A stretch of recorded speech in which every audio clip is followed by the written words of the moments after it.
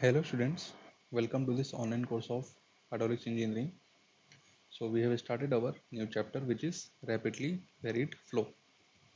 So in the previous lecture it was an introductory lecture and we have seen the basic definition of the hydraulic jump, and in that lecture we have also discussed that the energy equation is not a suitable equation for analysis of a hydraulic jump.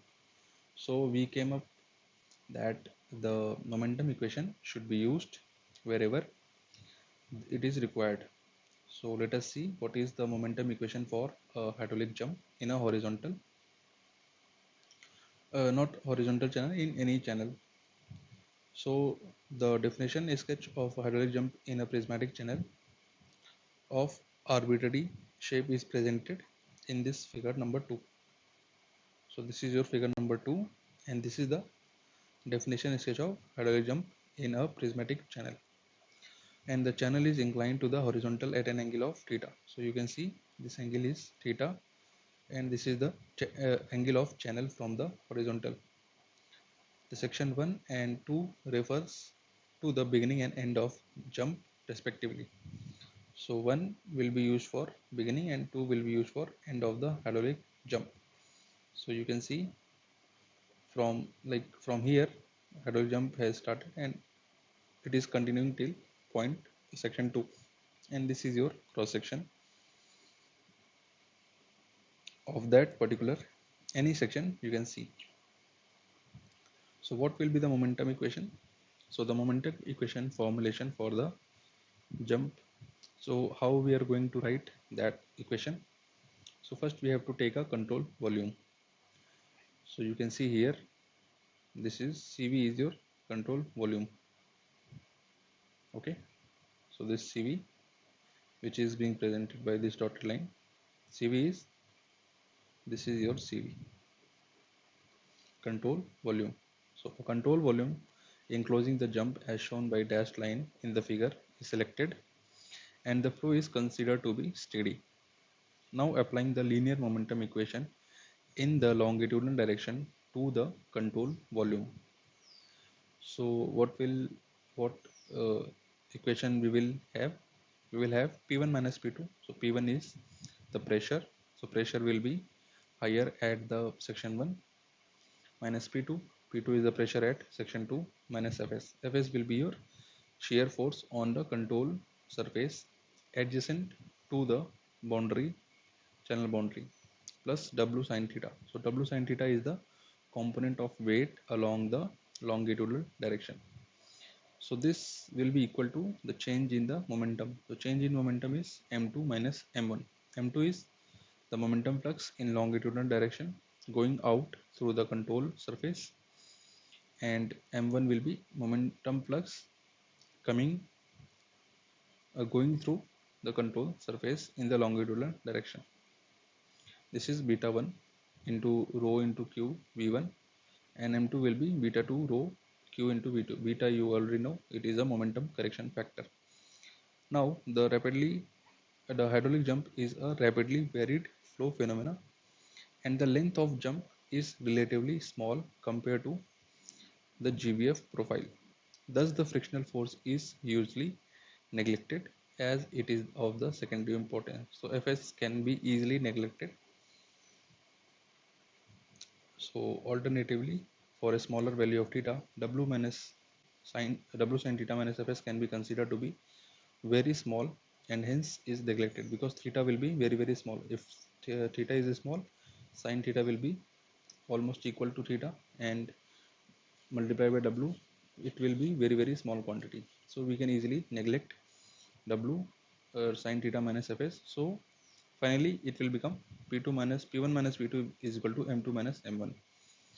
So wherever it is required, you can use this formula very easily. Now let us see the various characteristics of the hydraulic jump. So first is your sequent depth ratio. So in the first chapter, in the previous chapter, we have seen the alternate depth. Now we are going to see the sequent depth ratio. What is this? So we have to consider a horizontal frictionless rectangular channel, and considering unit width of the channel, the momentum equation 1 can be written in the form.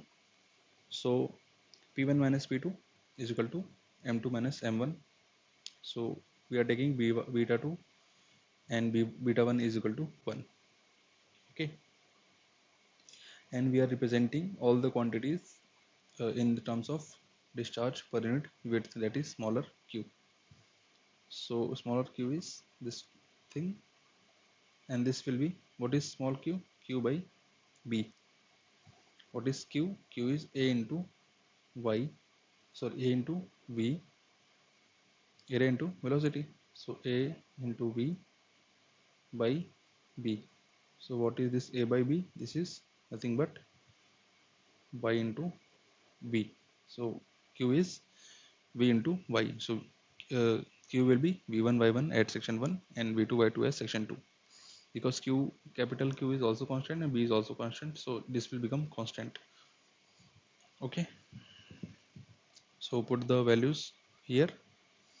So finally we will get uh, a quadratic equation in terms of y2 by y1, so this ratio, and after solving, what we are going to get, we will be getting this formula. This is very important formula. In many examination you will get the questions from this formula. So y2 by y1 is half minus 1 plus root over 1 plus 8 f1 square. So f1 is Froude number at section 1. Okay, so in terms of f2, what we have to do, we can take y1 by y2. So everything will be same, only this will change. If y1 is here, if we want to calculate y1, so all the parameters of section 2 must be known. So y2 and f2 must be known, and if we are calculating y2, all the parameters at 1 should be known. Okay, so how we are going to use this? So uh, y1 will be this formula, so y1 should be known and f1 should be known, so you can easily calculate y2 and vice versa. So I hope this is clear. This is a very like basic quadratic equation, solution of a quadratic equation. Now this equation, which relates the ratio of the sequent depth y2 by y1 to the initial Froude number f1 in horizontal frictionless rectangular channel, is known as Bellinger momentum equation. So in the objective equations they can ask you this name, so keep in mind.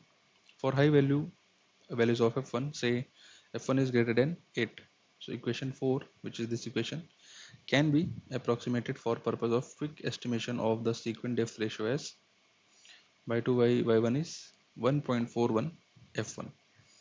So in the competitive examination you can easily use these things and solve the problem fast.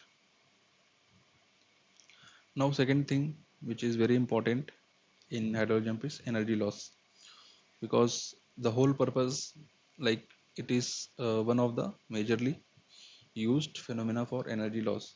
So we must be knowing how much energy is being lost due to this hydraulic jump, any hydraulic jump. So energy loss EL in the jump is obtained by energy equation. So it is very easy. Loss will be E1 minus E2, because at section 1 energy is more and at section 2 energy is less. So difference of E1 and E2 will be EL. So E1 is specific energy, put here. So y1 minus y2 minus q square by 2g will be common, and y2 square minus y1 square upon y1 square y2 square.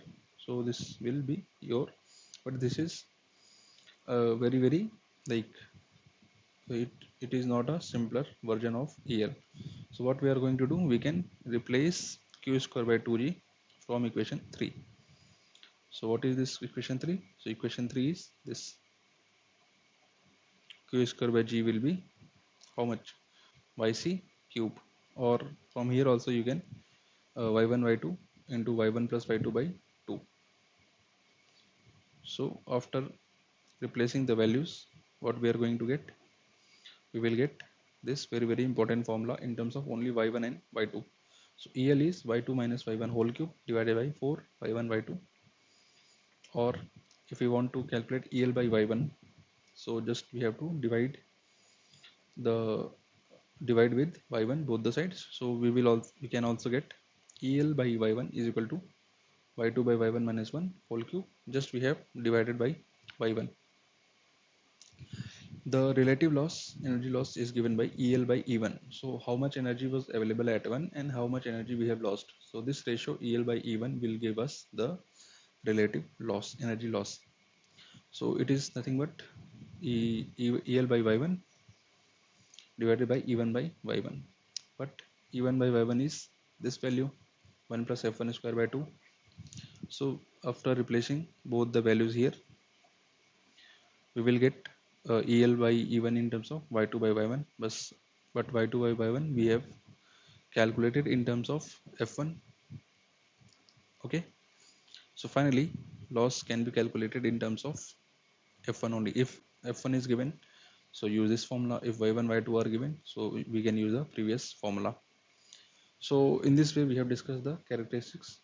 So first characteristic was your sequent depth ratio and second was energy loss. So these are very important parameters for a hydraulic jump. So this is all for today. Thank you.